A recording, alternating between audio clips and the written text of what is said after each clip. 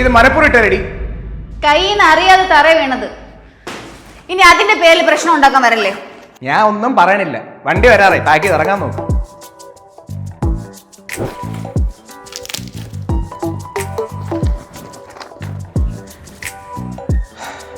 Almost എല്ലാം pack ചെയ്തില്ലേ? ഇനി ബാക്കി കാര്യങ്ങൾ സംസാരിക്കാം.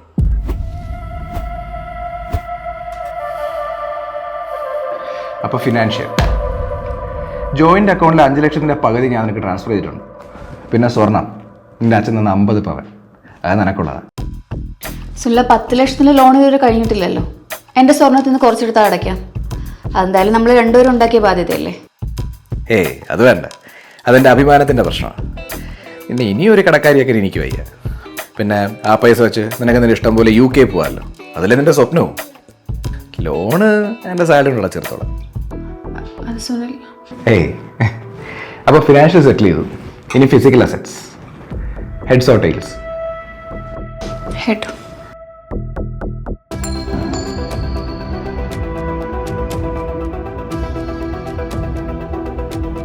ടൈൽസ്. TV എനിക്ക്. എന്നാ അടുത്ത വാഷിംഗ് മെഷീൻ.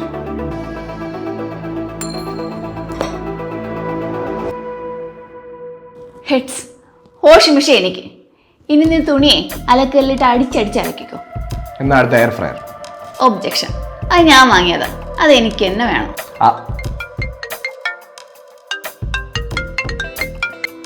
ഹലോ. ആ എത്തിയായിരുന്നോ? അതെ അവിടുന്ന് ലെഫ്റ്റ്.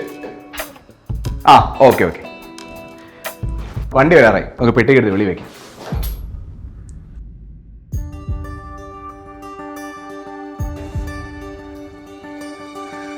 അത് ഞാൻ എടുത്തോളാം, എന്റെ ബ്രൂണോട് ഓർമ്മയ്ക്ക്.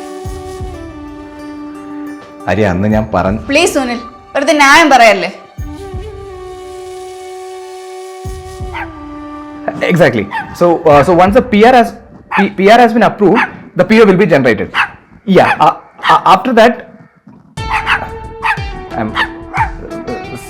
sorry sir. Can you give me a minute? I'll be back. Very sorry.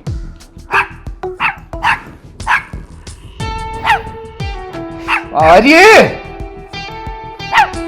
ആ ഉണക്ക പട്ടി എവിടെയൊക്കെ വിട്ടത് കളയാൻ വന്നു. അതിന്റെ കുറെ മനുഷ്യനെ പ്രസന്റേഷൻ അത് തീരുമാനമായി. നിങ്ങൾ പ്രസന്റേഷൻ നേരെ പ്രിപ്പയർ ചെയ്തേനെ, ബ്രൂണെ കുറ്റം പറയണ്ട. അവളുടെ ഒരു ബ്രൂണോ ഇനി സത്യം പറയില്ല, എനിക്ക് എന്നെ കണ്ണെടുത്താ കണ്ടുകൂടാ. മനുഷ്യൻ വർക്ക് കഴിഞ്ഞ് ടയർഡ് ഉറങ്ങാൻ കിടക്കുക, അപ്പോഴും കിടന്ന് കുറച്ചോണ്ടിരിക്കും.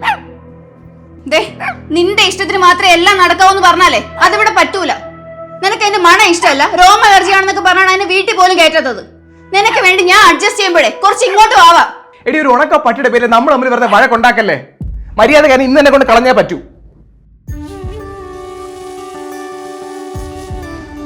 കൂടുതൽ ആലോചിക്കാനൊന്നുമില്ല, ഇറങ്ങാൻ നോക്ക്.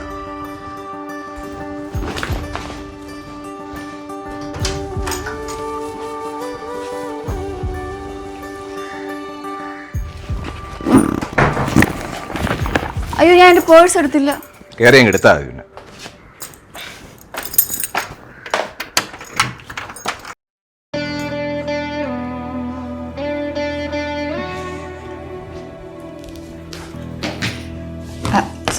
സോറി, കുറച്ച് ലേറ്റ് ആയി പോയി. ഒരു മീറ്റിംഗ് ഉണ്ടായിരുന്നു. ഇന്ന് നമ്മുടെ ആനിവേഴ്സറി ആണ് ആര്യ. ഞാൻ എത്ര വട്ടം തന്നെ ഫോൺ വിളിച്ചു. പോട്ടെ, സാരമില്ല. ഞാൻ ഇപ്പൊ വന്നില്ലേ, വാ നമുക്ക് കേക്കട്ടെ. വാ.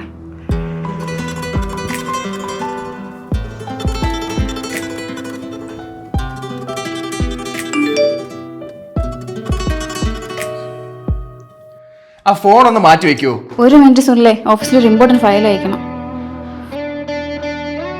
സുനിലെ, ഓഫീസിന്റെ കാര്യമുണ്ടല്ലേ. ഞാനും ഓഫീസിലെ കാര്യം കഴിഞ്ഞാ ഇത്രയൊക്കെ സെറ്റ് ചെയ്ത്.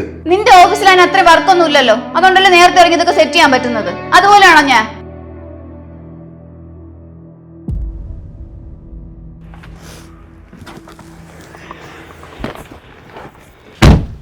അപ്പൊ നേരെ വക്കീൽ ഓഫീസിലേക്കല്ലേ?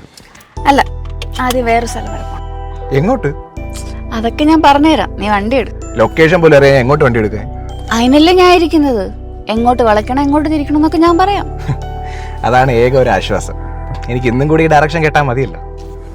ഞാൻ ഇനി ഒന്നും മിണ്ടുന്നില്ല, പോരെ? 2 ആഴ്ചയായിട്ട് മിണ്ടാതിരിക്കാൻ മാത്രം ഞാൻ എന്ത് തെറ്റാണ് ചെയ്തത്? വല്ല പ്രശ്നം ഉണ്ടെങ്കിൽ അത് പറഞ്ഞു തീർക്കണം. സുനിൽ, ഒന്ന് പറഞ്ഞിട്ട് പോ. എന്താ പ്രശ്നം നിനക്ക് അറിയില്ലേ? ഞാൻ ഫ്രാങ്ക് ആയിട്ട് ഒരു കാര്യം പറയാം. നിങ്ങളുടെ വീട്ടിലെ എല്ലാ ഫംഗ്ഷനും വിടാതെ അറ്റൻഡ് ചെയ്യാൻ എന്നെ കിട്ടില്ല. ഒരു ദിവസം ചേട്ടന്റെ കൊച്ചിന്റെ നൂല് കെട്ട്, അടുത്ത ദിവസം മാമന്റെ മോന്റെ കല്യാണം, എത്രയെന്ന് പറഞ്ഞ് മനുഷ്യ ലീവ് എടുക്കും? നല്ല ബെസ്റ്റ് ന്യായം. ഇനി എന്റെ അച്ഛന്റെ റിട്ടയർമെന്റ് ഫംഗ്ഷൻ അറ്റൻഡ് ചെയ്യാൻ നിനക്ക് ഒരു ദിവസം ലീവ് എടുക്കാൻ പറ്റില്ല. പക്ഷെ ഫ്രണ്ട്സിന്റെ 3-4 ട്രിപ്പ് പോകാൻ നിനക്ക് 4 ദിവസം ലീവ് എടുക്കാൻ പറ്റും അല്ലേ? അതൊന്നും അല്ല. നിനക്ക് ഞാനോ എന്റെ വീട്ടുകാരോ ഒരു പ്രയോറിറ്റി അല്ല, അത്ര അല്ല. എടുത്തോ, ഓഫീസിൽ പോലെ ഇമ്പോർട്ടന്റ് കോളും ആയിരിക്കും.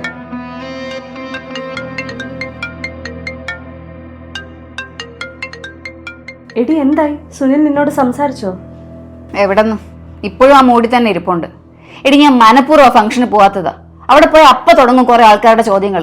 കുഞ്ഞായില്ലേ, ഇപ്പൊ ശമ്പളം എത്ര, എന്ത് ചോദിക്കണമെന്നുള്ള ബേസിക് സെൻസ് പോലും ഇവിടുത്തെ ആൾക്കാർക്കില്ല. അത് ശരിയാ. എടി പിന്നെ എന്റെ UK-യിലുള്ള കസിന്റെ അടുത്ത് ചോദിച്ചു ഞാൻ ആ ഏജൻസിയുടെ ഡീറ്റെയിൽസ് നിനക്ക് വാട്സാപ്പ് ചെയ്തിട്ടുണ്ട്. ഇവര് അടിപൊളിയാണോന്നാ പറയുന്നത്. ഓഹ് താങ്ക്സ് ടി. ഞാൻ നാളെ ഓഫീസിൽ നേരെ അങ്ങോട്ട് വിടാം. ഡയറക്റ്റ് വർക്ക് വിസ നോക്കുന്നതിനേക്കാൾ സ്റ്റുഡൻറ് വിസ വഴി പോകുന്നതാണ് ഏറ്റവും ബെസ്റ്റ് ഓപ്ഷൻ. പിന്നെ ആര്യക്ക് IT-യിൽ 3 വർഷം എക്സ്പീരിയൻസ് ഉള്ള സ്ഥിതിക്ക് നിങ്ങളുടെ കരിയർ ആക്സലറേറ്റ് ചെയ്യുന്ന രീതിയിലുള്ള കോഴ്സസും യൂണിവേഴ്സിറ്റീസും ഒക്കെ നമ്മൾ ചൂസ് ചെയ്ത് തരും. ആക്ച്വലി എനിക്ക് IT ഇച്ചിരി മടുത്തു തുടങ്ങി. വേറെ ഇൻഡസ്ട്രിയിലൊക്കെ സ്വിച്ച് ചെയ്യാനുള്ള ഓപ്ഷൻ ഉണ്ടോ? ഡെഫിനറ്റ്ലി സ്വിച്ച് ചെയ്യാൻ പോസിബിൾ ആണ്. ഹെൽത്ത് കെയറിലേക്ക് ഇപ്പോൾ ഹ്യൂജ് ഡിമാൻഡ് ഉണ്ട്.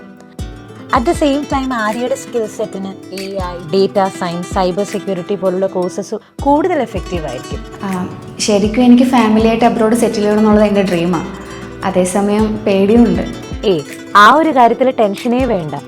എയിംബ്രിഡ്സിന്റെ ഫൗണ്ടറും UK തന്നെയാണ് പഠിച്ചത്. ആ ഒരു ടൈമിൽ പുള്ളി ഫേസ് ചെയ്ത ഒരുപാട് ഇഷ്യൂസും പെയിൻ പോയിന്റ്സും ഒന്നും വേറെ ഒരു സ്റ്റുഡൻസിനും ഇനി വരരുത് എന്നുള്ള തോട്ടിലാണ് എയിംബ്രിഡ്സ് സ്റ്റാർട്ട് ചെയ്തിട്ടുള്ളത്. അതുകൊണ്ട് തന്നെ നമ്മുടെ എല്ലാ ബ്രാഞ്ചസും ലീഡ് ചെയ്യുന്നത് UK ഗ്രാജുവേറ്റ്സാണ്. സോ അവിടുത്തെ ഇൻ ആൻഡ് ഔട്ട് എക്സ്പോഷർ നമുക്കുണ്ട്. ഓക്കെ.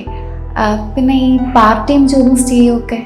മാഡം അവിടെ എത്തിയ from airport pickup, accommodation, part time job, എന്തെങ്കിലും ഒരു എമർജൻസി വന്നാൽ ഹെൽപ്പ് ചെയ്യാൻ തന്നെ നമുക്കൊരു സെപ്പറേറ്റ് വിങ് UK-യിലുണ്ട്. ഇപ്പൊ തന്നെ 5000+ സ്റ്റുഡൻസ് നമ്മൾ ത്രൂ വിദേശത്ത് പഠിക്കുന്നുണ്ട്. ഓക്കെ. ഇപ്പൊ ഫസ്റ്റ് ഞാൻ തനിച്ചു പോകാനാ പ്ലാൻ. പിന്നെ ഒന്ന് സെറ്റിൽ ആയിട്ട് ഫ്യൂച്ചറിൽ ഹസ്ബൻഡിനെ കൊണ്ടുപോകണമെന്നുണ്ട്.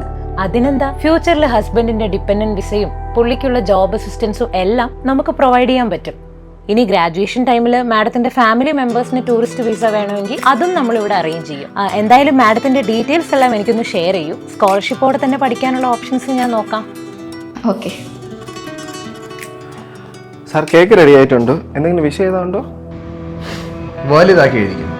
Happy divorce. എന്തോ ചേട്ടാ, സ്പെല്ലിംഗ് അറിയില്ലേ? DIVORC. പിന്നെ താഴെ സ്ഥലം ഉണ്ടെങ്കിലേ ഫ്രീഡം അറ്റ് ലാസ്റ്റ് എന്നുകൂടെ എഴുതണേ.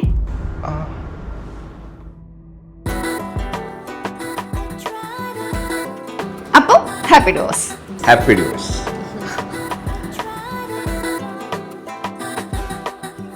മിനിക്കുട്ടി, നീ എന്തിനാ ഇപ്പോൾ പഠിക്കാൻ വേണ്ടി പുറത്തൊക്കെ പോകണം?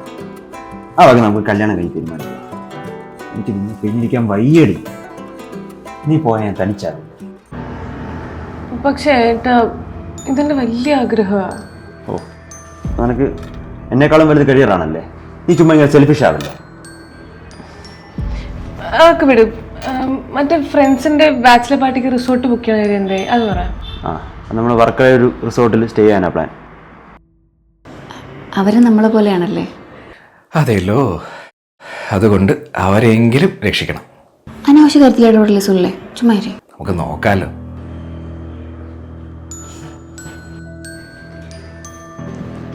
ഹായ്, ഡിസ്റ്റർബ് ചെയ്തത് സോറി കേട്ടോ. അടുത്ത മാസം കല്യാണമാണെന്ന് പറയുന്ന കേട്ടോ. കൺഗ്രാജുലേഷൻസ്. താങ്ക്സ്. എന്താ ബർത്ത്ഡേ ആനിവേഴ്സറിയോ അങ്ങനെ വല്ലതാണോ? അല്ല, ഡൈവേഴ്സാ. ഏ പേടിക്കണ്ട. നിങ്ങളെ കണ്ടപ്പോൾ നിങ്ങളുടെ പഴയ കാലം ഓർമ്മ വന്നു. അതുകൊണ്ടൊരു ക്യൂരിയോസിറ്റി. കല്യാണത്തിന് മുന്നേ സംസാരിക്കേണ്ട ചില കാര്യങ്ങളൊക്കെ നിങ്ങൾ സംസാരിച്ചോ എന്ന് അറിയാനായിട്ട്. അതൊക്കെ സംസാരിച്ചിട്ടുണ്ട്. സാരിയുടെ കളർ ഏതാ, ഹണിമൂൺ എങ്ങോട്ടാന്ന് അല്ലേ ഏട്ടാ? അതല്ല ഞാൻ ചോദിക്കാം, കുട്ടികളുടെ കാര്യത്തെപ്പറ്റി എത്ര പേര് വേണമെന്നോ എപ്പോൾ വേണമെന്നൊക്കെ സംസാരിച്ചായിരുന്നോ? അതിനെ പറ്റിയൊന്നും നമ്മൾ സംസാരിച്ചിട്ടില്ല. അത് കല്യാണം കഴിഞ്ഞിട്ട് നോക്കിയാൽ പോരെ എന്ന് കരുതിയിട്ടാ. അമ്മയെ വിളിച്ച് എല്ലാവരും ചോദിക്കുന്നു, കല്യാണം കഴിഞ്ഞ് 3 കൊല്ലമായാലും ഒരു കുഞ്ഞൊക്കെ വേണ്ടേന്ന്. സത്യം പറഞ്ഞാൽ എനിക്കും ആഗ്രഹമൊക്കെ ഉണ്ട്. അതിനിപ്പോൾ ഞാൻ എന്ത് ചെയ്യണം? എൻ്റെ വീട്ടുകാർക്ക് പറഞ്ഞാൽ മതിയല്ലോ, പ്രസവിക്കുന്ന ഞാനല്ലേ. ആദ്യം പഠിത്തം കഴിയട്ടെ എന്നായിരുന്നു, പിന്നെ ഒരു ജോലി കിട്ടട്ടെ എന്നായി. ഇനിയിപ്പോ എന്താ പ്രശ്നം? സുനിലേ, ഞാനിപ്പോൾ എൻ്റെ കരിയർ ഒന്ന് സ്റ്റാർട്ട് ആക്കിയതേ ഉള്ളൂ. ആദ്യം നമ്മളൊന്ന് സ്റ്റേബിൾ ആവട്ടെ, പിന്നെ ആലോചിക്കാം. ഇതിൽ കൂടുതൽ എന്തോന്ന് സ്റ്റേബിൾ ആവാൻ? പറയാനായിട്ട് തോന്നുന്നു ഇവിടെ ഒരുപാടുണ്ടെന്ന്. നമുക്ക് സ്വന്തമായിട്ടൊരു വീടുണ്ടോ? ഓ പിന്നെ, ഇന്നാട്ടിൽ എല്ലാവരും വീടുണ്ടാക്കിയിട്ടല്ലേ കൊച്ചിനുണ്ടാക്കണത്. സുനിൽ, ഞാൻ ഒരു സത്യം പറയാം, എനിക്ക് കുഞ്ഞുങ്ങളെ ഇഷ്ടമല്ല. ഒരു കുഞ്ഞൊക്കെ വന്നാലേ അതിനെ നോക്കി തന്നെ പകുതി ലൈഫ് തീരും. ഇവിടെ എല്ലാവരും സ്കൂൾ കഴിഞ്ഞാൽ കോളേജ്, അതിനുശേഷം കല്യാണം, പിന്നെ കുഞ്ഞുങ്ങള്, പിന്നെ അതിനെ നോക്കി നമ്മൾ ജീവിക്കണം. ഇതൊരു സൈക്കിളാണ്. അതുകൊണ്ട് ഈ ലൂപ്പിൽ പെടാൻ എനിക്ക് വയ്യ. നീ നിന്റെ കാര്യം മാത്രം നോക്കുന്നുള്ളൂ. നിനക്ക് 2 വർഷം കഴിഞ്ഞ മതി കുട്ടികളെന്ന് എന്തുകൊണ്ട് അതേ പറഞ്ഞില്ല? അതിനെപ്പറ്റി നീ മുന്നേ ചോദിച്ചിട്ടില്ലല്ലോ. ദേ, ഇതൊന്നും എന്റെ വീട് സമ്മതിക്കാൻ പോണില്ല. ഒന്നും പറഞ്ഞാൽ പറ്റില്ല. Okay okay okay, cool. ഇങ്ങനെ ആദ്യത്തെ ചോദ്യത്തിൽ എത്ര വഴക്കുണ്ടാക്കിയാലോ? ഇനിയും ഉണ്ട്. സാമ്പത്തികം. ബ്രോയുടെ സാലറി എങ്ങനെ ചെലവാക്കും? കുട്ടിയുടെ സാലറിയോ? ഇനി ജോയിന്റ് അക്കൗണ്ട് വല്ലതും തുടങ്ങുമോ അതോ? ഏട്ടന്റെ ശമ്പളം വെച്ച് വീട് നോക്കും, എന്റെ ശമ്പളം ഞാൻ സേവ് ചെയ്യും. ഹലോ, അതെങ്ങനെ ശരിയാവും? അപ്പൊ എന്റെ ലോണൊക്കെ ആരടച്ചു ചേർക്കും? നീ നിന്റെ വീട്ടിൽ പൈസ കൊടുക്കൂലേ? അയ്യോ, വെയിറ്റ് വെയിറ്റ് വെയിറ്റ്. ഇനി നാളെ പുള്ളിക്കാരത്തേക്ക് നല്ലൊരു പ്രൊമോഷൻ കിട്ടിയ, അല്ലെങ്കിൽ വിദേശത്തോട്ടൊരു ചാൻസ് കിട്ടിയ ബ്രോ വിടുവോ?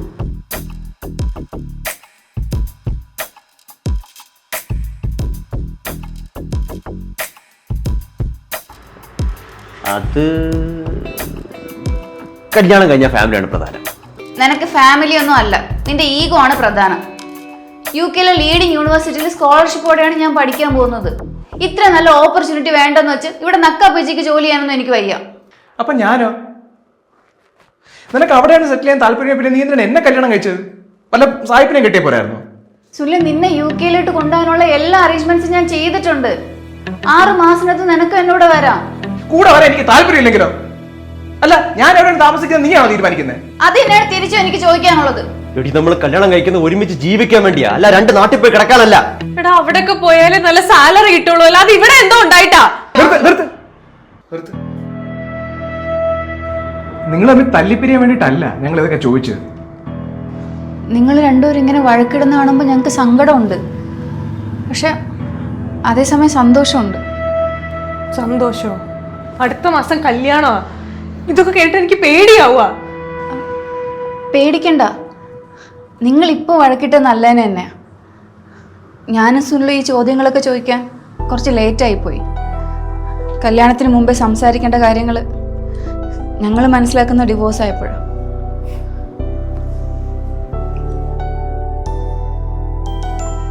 നിങ്ങൾ ഈ തർക്കങ്ങളൊക്കെ ഇപ്പൊ തന്നെ തീർക്കണം, എന്നിട്ടൊരു സൊല്യൂഷൻ ഉണ്ടായിട്ട് മാത്രം കല്യാണം കഴിക്കുക. ഇല്ലെങ്കിൽ ഞങ്ങളെപ്പോലെ കേക്ക് മുറിച്ച് ഇവിടെ വന്നിരിക്കേണ്ടി വരും. മനസ്സിലായി ചേട്ടാ, ഇതുവരെ ഇങ്ങനെയുള്ള കാര്യങ്ങളെ പറ്റിയൊന്നും ഞങ്ങൾ ചിന്തിച്ചിട്ടേ ഇല്ല. ഇനി വേണമല്ല സംസാരിക്കാൻ.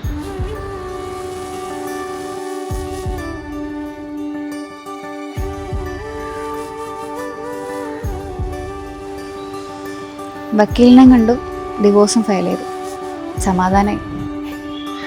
ഹാപ്പി എൻഡിങ് ആയില്ലേ?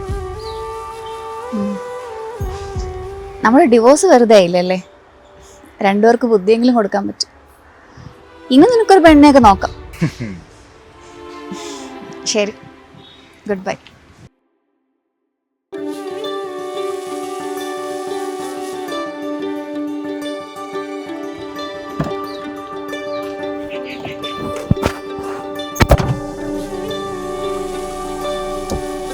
അപ്പൊ ബൈ.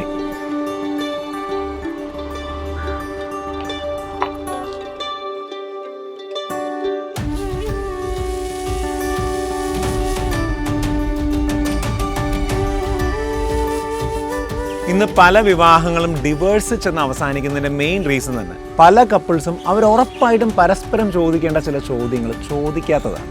കുട്ടികൾ വേണോ വേണ്ടയോ? രണ്ടുപേരുടെയും കരിയർ ലക്ഷ്യങ്ങൾ എന്താണ്? ഫാമിലി റെസ്പോൺസിബിലിറ്റീസ് ഇനി എങ്ങനെ ഹാൻഡിൽ ചെയ്യും? ഫിനാൻസ് എങ്ങനെ മാനേജ് ചെയ്യും? ഇതൊക്കെ വെറും സാമ്പിൾ ചോദ്യങ്ങൾ മാത്രമാണ്. ഇതുപോലൊരു 100 ചോദ്യങ്ങളെങ്കിലും പരസ്പരം ചോദിക്കുമ്പോൾ മാത്രമേ നമുക്ക് ഈ വ്യക്തിയുമായിട്ട് ഒരു എൻറ്റയർ ലൈഫ് ജീവിക്കാൻ പറ്റൂ എന്നുള്ളതിനെക്കുറിച്ച് ഒരു ഐഡിയ എങ്കിലും കിട്ടും. നമ്മൾ വിവാഹം കഴിക്കുന്നത് സേവ് ദ ഡേറ്റ് എടുക്കാനും ഹണിമൂൺ പോകാനും വേണ്ടിയല്ല, മറിച്ച് ഒരു കമ്പാനിയൻഷിപ്പിനും എല്ലാ സിറ്റുവേഷനിലും പരസ്പരം സപ്പോർട്ട് ചെയ്ത് വളരാനും വേണ്ടിയാണ്. ജീവിതത്തിൽ എൻറ്റയർലി 2 ദിശയിൽ പോകുന്ന 2 പേര് ഒരുമിച്ച് കല്യാണം കഴിച്ചാൽ ഉറപ്പായിട്ടും അവിടെ സന്തോഷത്തിന് പകരം പ്രശ്നങ്ങളും അഡ്ജസ്റ്റ്മെൻറ്റും മാത്രമേ കാണൂ. സോ ഇനിയെങ്കിലും വിവാഹത്തിന് മുമ്പ് തുറന്ന് സംസാരിക്കുക. അത് നിങ്ങളുടെ ഇഷ്ടങ്ങളെക്കുറിച്ച് മാത്രമല്ല, നിങ്ങൾക്ക് എന്തൊക്കെ ഇഷ്ടമല്ല എന്നുള്ളതിനെക്കുറിച്ചും തുറന്നടിച്ച് പറയുക. ഇനി എന്താണ് ചോദിക്കേണ്ടതെന്നുള്ളതിനെക്കുറിച്ച് ഒരു ധാരണ ഇല്ല എന്നുണ്ടെങ്കിൽ നിങ്ങൾ 2 പേരും ഒരുമിച്ച് ഒരു പ്രീ മാരിറ്റൽ കൗൺസിലിങ്ങിന് പോകുക. ഒരു തെറ്റായ തീരുമാനമെടുത്ത് കോടതി മുറി കിടന്ന് തർക്കിക്കുന്നതിനേക്കാൾ എളുപ്പമാണ് വിവാഹത്തിന് മുമ്പുള്ള തുറന്ന സംസാരം. എല്ലാവർക്കും ഒത്തിരി സന്തോഷം നേർന്നുകൊണ്ട് താങ്ക് യു. വിവാഹം കഴിക്കുന്നതിന് മുമ്പ് 2 വ്യക്തികൾ ഉറപ്പായിട്ടും ചോദിച്ചിരിക്കേണ്ട ചോദ്യങ്ങൾ എന്തൊക്കെയാണ്? നിങ്ങളുടെ അഭിപ്രായങ്ങൾ താഴെ കമൻറ്റ് ചെയ്യുക. ഇനി വിവാഹം കഴിക്കാൻ പോകുന്ന ഫ്രണ്ട്സോ ബന്ധുക്കളോ നിങ്ങൾക്കുണ്ടെങ്കിൽ തീർച്ചയായിട്ടും ഈ വീഡിയോ അവർക്ക് ഷെയർ ചെയ്യുക. നിങ്ങൾക്ക് അവർക്ക് കൊടുക്കാൻ പറ്റുന്ന ഏറ്റവും വലിയ വെഡ്ഡിംഗ് ഗിഫ്റ്റ് ഇതായിരിക്കും.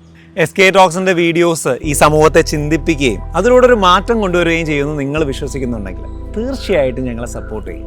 SK ടോക്സിൻ്റെ യൂട്യൂബ് ചാനൽ സബ്സ്ക്രൈബ് ചെയ്യുക. SK ടോക്സിൻ്റെ ഫേസ്ബുക്ക് പേജ് ഫോളോ ചെയ്യുക. Thank you. ഉയർന്ന നിലവാരമുള്ള നിലക്കടലയെണ്ണ മന്ത്ര ഗ്രൗണ്ട്നട്ട് ഓയിൽ, ഇതയം നൽകുന്ന Aimbridge, a dream that you can build with us.